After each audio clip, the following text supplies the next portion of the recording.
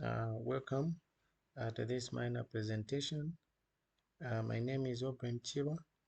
I'm a lecturer at Nkomo University in, in Geography and Social Environmental Studies.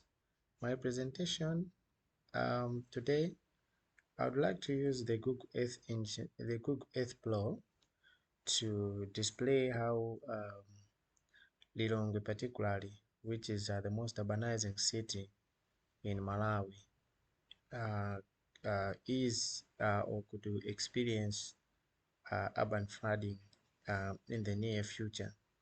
So I'll use this Google Earth Pro. I hope some of you are familiar with it. Um, Basically, this Google Earth Pro has got these land sat images, or the images which are satellite images displaying um, the land uses in different places. So you'd see that I'll be interchanging because previously the data was largely taken by Copernicus, but because of the changes in resolutions and the new technologies coming in, I'll be also, you'd see that Google Earth Pro uses Maxa. Okay, so what was the analysis in this, or what is the analysis today? Basically, you can see that Google Earth has got this data, which is very, very important for us to understand the changes that occurs in the areas. So let me check also historical images here, which is very important for us to use. I'll take you back. This is 2003. So before I talk about anything, Lilongwe is a very flat area, as you can see, but now it is actually undulating. Does not mean that it's completely flat. So it has some streams that run through the town. They run going to the main river systems of sometimes of Lingazi, or going to main Lilongwe River itself. So in this data, as you can see, how our beautiful city of Lilongwe is looking. You can see there is a river here. There is also a stream here, and all these rivers. So this one is Lingazi River, as you can see. So for you to know that this area is a Dambo area, or is more wetland, it means you need to see the green lines, which are like this one is a river. So this one is Lingazi River, as all of us we know it. So I'll take you to this place, which is when you are going to the Bingwin National Stadium, you would see that there's a road here which is going to area 49. This is where we had floods in 2015. Now I'd like to show how people are becoming more and more vulnerable to the urban flooding in today's Lilongwe urban area. So let me take you to the data. Previously, I'll start with the scenarios around this, how this Lingazi River is being encroached. But we had a scenario in 2015 when it flooded seriously, and it was very, very terrifying. Now, if I take you back to 2003, a historical data, this is how you would see the scenario used to be. This river, you could see that there is also a small river which passes through here. All these are small streams that finds their way into Lingazi River.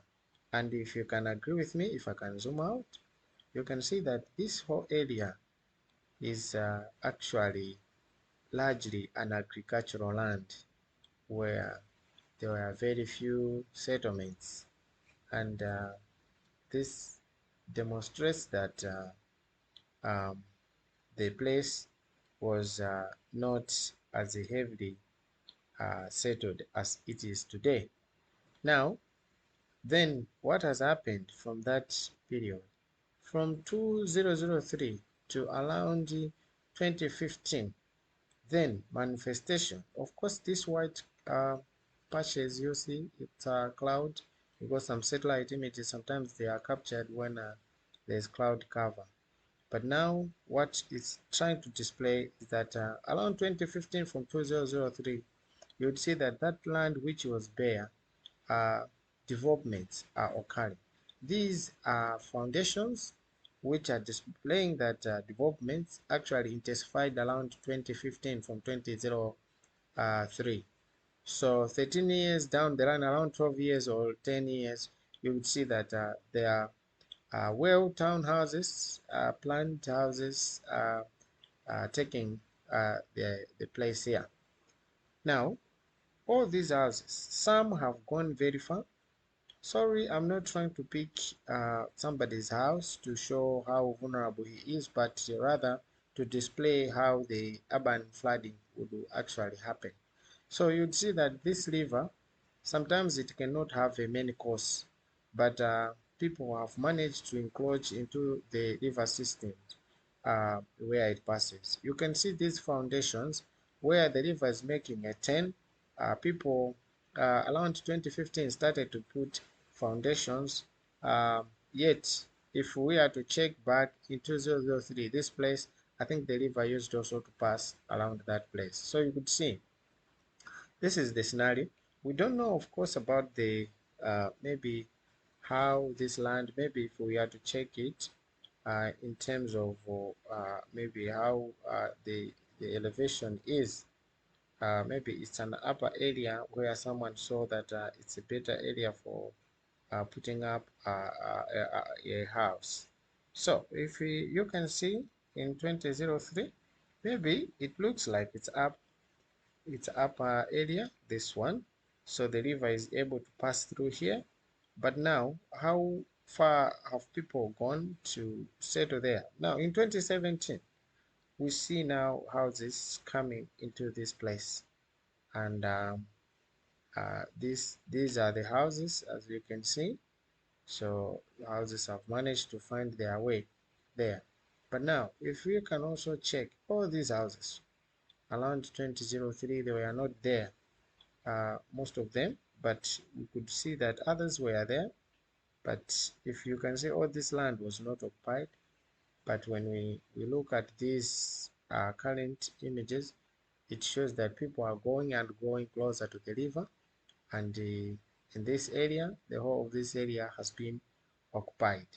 Now, when we check in 2021, you can see that people are still more encroaching into the main river system. And there are small settlements which you can see some are being built, and they have found their way into the main river system of Lingazi. So what does this tell you? This is not the only scenario where we have had people settling in the Dambo areas in Lilongwe. I can take you to area 25 where we have also witnessed a very fastest growth. Area 25 has got also some dambos which have been existing for some time, and you can agree with me where I've taken you here. It's around uh, um, it's when you come from here, you're at Kababa. Kababa, you can see there's a Dambo area, that Kababa, which has been there for those people who have stayed in area 25 longer. You'd see that this area today, people have settled into its wetland and their houses, and you can see all these houses are inside these plots. So when you go down, you can see that this is a Dambo area, still avoided down when you are going down the catchment, it's avoided, but still you'd see that settlements have found their way into it.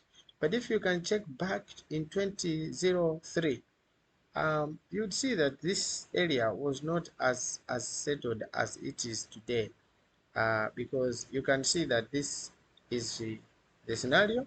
The land was bare. It was more of a agricultural land.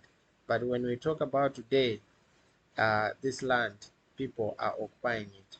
So what this presentation is trying to display, maybe a disclaimer, is that today we are not trying to talk about targeting somebody's house, but where people are settling.